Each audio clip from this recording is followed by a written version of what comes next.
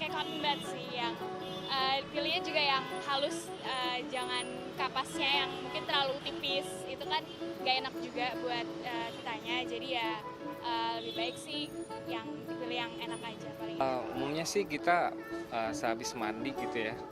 Even kalau ngerasa ada yang ganjel gitu kita sering bersihin sih gitu kan, atau sehabis mandi kita kadang pakai cotton bud.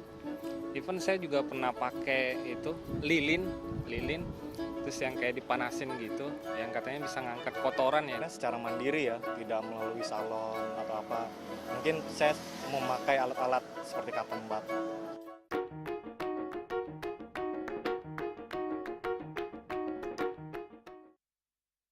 Sebenarnya sih normal aja ya, rutin tapi nggak terlalu banyak. Soalnya saya pernah baca artikel kalau sebenarnya kita punya sistem sendiri untuk membersihkan telinga. Jadi seperlunya aja dan ya nggak terlalu dalam karena kan itu agak sakit ya kalau misalnya terlalu dalam. Jadi palingan benar-benar dibersihin rutin aja. Biasanya sih saya 2 atau 3 kali seminggu lah. Iya, even kalau saya ngerasa kurang nyaman saya bersihin gitu. Seberapa sering mungkin biasanya saya melakukan kebersihan itu dilakukan sebelum saya menunaikan sholat Jumat. Ya seminggu sekali, mungkin bisa sebulan sekali. Enggak terlalu sering juga.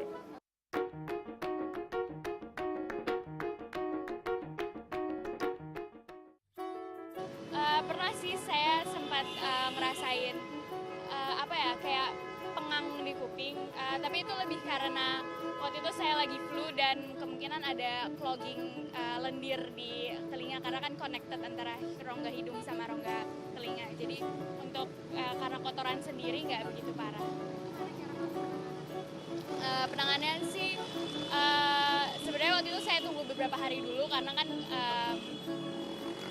nggak langsung ke dokter THT, jadi banyak minum karena kan butuh cairan juga. Terus kalau misalnya emang udah berkelanjutan ya saya ke dokter THT. Yang kayak berdengung gitu loh, Mbak. Itu bisa 1-2 hari ya. Cara penanganan sih saya pernah kompres sih pakai air dingin gitu. Dan menunggu beberapa saat dari reaksi dari air dingin itu gitu. Tapi ke dokter sih belum. Masalah gangguan telinga yang saya sering alami karena saya kerja di areal tambang ya, itu tingkat kebisingannya tinggi. Jadi saya sering, walaupun saya sudah menggunakan safety seperti air plug gitu, tetap ya, kadang saya pulang itu ke mes itu seperti apa, kayak menggemar suara gema-gema gitu. Cuman ya saya medical check up-nya saya jarang sih, paling ngebersihin telinga aja secara rutin setiap hari Jumat.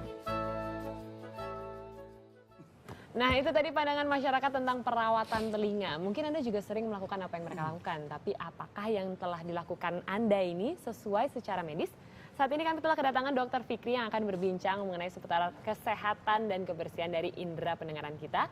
Namun sebelum itu kami kembali mengingatkan Anda yang ingin berpartisipasi, Anda bisa menghubungi kami di 29546188 untuk Jakarta dan 02129546189 untuk luar Jakarta.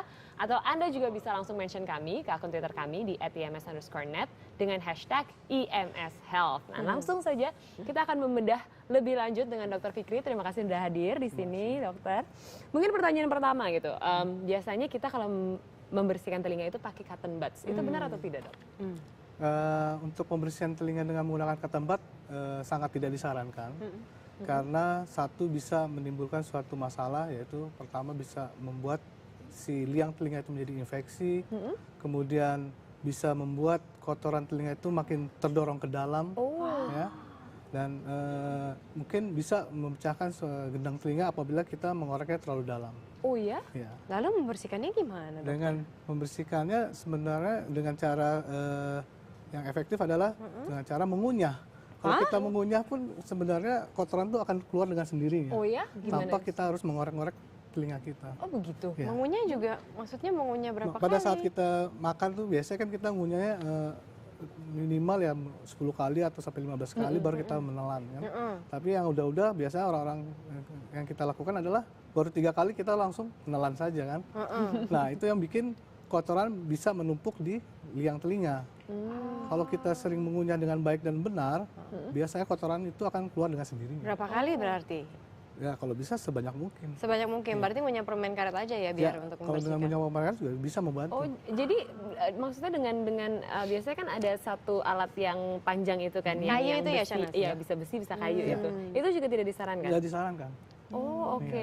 Karena apa sih yang terjadi kalau misalnya kita memakai itu keseringan? Karena kan biasanya kita 1 minggu pasti 2-3 kali kan membersihkan telinga. Sebenarnya itu tidak disarankan 2-3 kali itu. Yang biasa terjadi adalah telinga kita sering gatal akibat kita korek-korek. Iya. Kenapa? Karena si kulit liang telinga itu biasanya terkelupas akibat korekan yang kita lakukan. Pada saat dia akan tumbuh kembali, dia akan mengalami gatal lagi. Oh, Sehingga gitu. kita mengorek lagi. Oh, makanya kadang-kadang ada iritasi Iya. jadi radang gitu Akhirnya ya. mengalami iritasi lama-lama. Frekuensi membersihkan yang sehat, dokter? Untuk pembersihan telinga sebaiknya sih minimal 6 bulan sekali lah ke dokter THT. 6 bulan sekali ke dokter THT. Iya. Nah, kalau misalnya kita ke dokter THT, metode pembersihan yang dokter lakukan apa? Biasanya kita menggunakan alat-alat yang kita gunakan. Biasanya kita awalnya kita menggunakan suatu endoskopi ya, atau untuk melihat telinga dengan menggunakan endoskopi sehingga kita bisa menunjukkan ke pasiennya apakah itu ada kotoran atau tidak. Misalnya ada kotoran, kita bisa menggunakan dengan saksen atau penyedot serumen atau kotoran. Itu nggak bahaya, dokter, kalau disedot gitu? Enggak, karena kan tekanannya sudah kita atur. Oh, oke. Jadi tidak boleh kalau misalnya kita tidak tahu jangan di Itu korek-korek. korek-korek Iya. gitu. Tapi dok, saya penasaran karena saya sering sekali memakai earphone gitu ya. Ya. Itu berpengaruh nggak sih dok sebenarnya dengan kebersihan telinga? Penggunaan untuk kebersihan telinga sih sebenarnya tidak berpengaruh, tapi berpengaruhnya terhadap rumah siput apabila kita atau koklea apabila kita menggunakan iPhone atau iPhone ya Earphone, dengan suara yang sangat keras. Oh, oke. Jadi kalau jenisnya nggak apa-apa, maksudnya yang di luar pun nggak apa-apa, yang dimasukin ke dalam juga sebenarnya nggak apa-apa. Oh, nggak masalah. nggak masalah. Nah, ada juga durasi, dok. Maksudnya durasi yang normal dan masih aman mendengarkan musik menggunakan earphone itu berapa lama?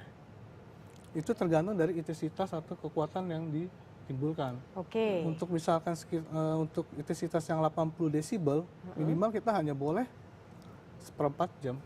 1/4 jam, 15 menit. Iya. 80 desibel, kita orang awam cara ngukurnya gimana, dok? Kalau 80 desibel itu seperti keadaan lalu lintas. Oh. Ya, kalau misalnya 100 desibel tuh kayak musik rock, konser musik rock. Oke. Kalau seperti kita berbincang seperti ini sekitar 50-60. Oh gitu, kalau misalnya 80 saja hanya boleh mendengarkan selama 15 menit. Iya. Kalau misalnya kita mendengarkan lebih dari itu, apa yang terjadi dengan genang telinga kita? Bisa terjadi kerusakan di rumah siput atau di koklea kita. Oh, Berarti kalau misalnya itu rusak, Kita mengalami penurunan pendengaran.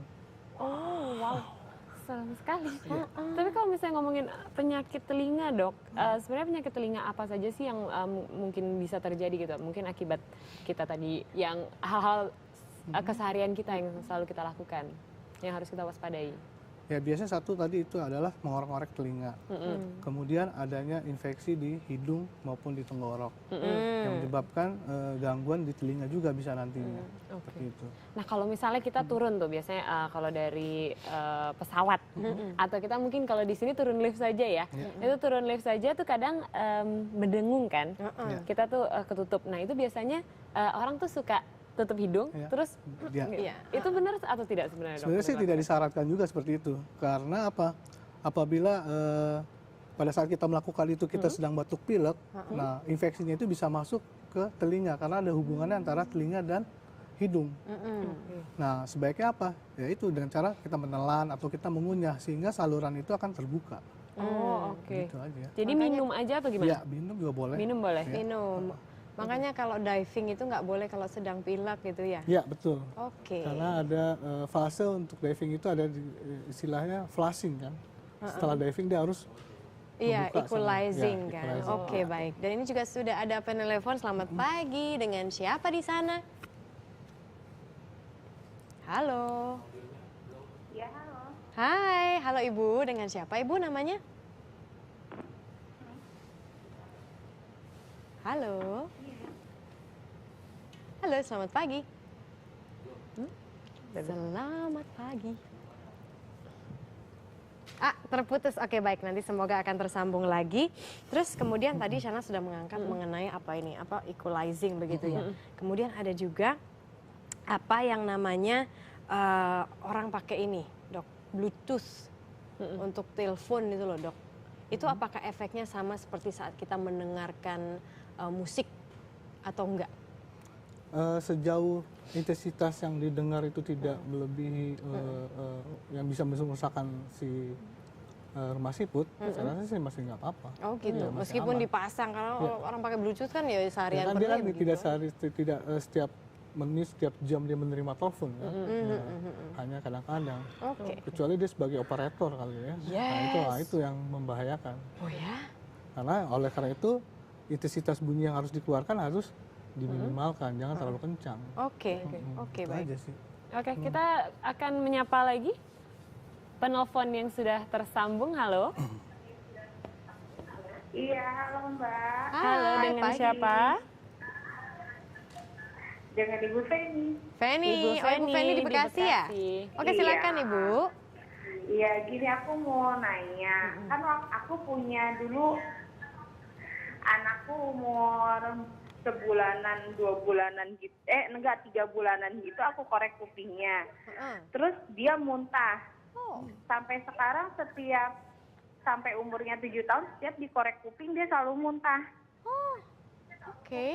Selalu. Jadi baru nyentuh dikit dia muntah. Jadi kadang-kadang saya suka bingung kalau korek kuping dia gitu ya, ngebersihin.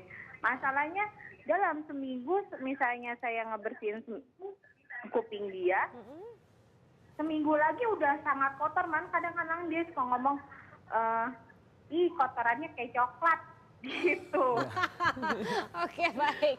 Itu aja Bu Feni. Makanya saya bingung itu gimana ya Dok ya, kenapa dia, apa ada gangguan dengan kupingnya dia, terus kenapa kotorannya tuh selalu cepet banget, padahal dia anaknya dia pakai jilbab, jadi kayak kotoran debu-debu mungkin kayak nggak ini gitu kalau kena tertutup jilbab. Gimana ya Dok ya?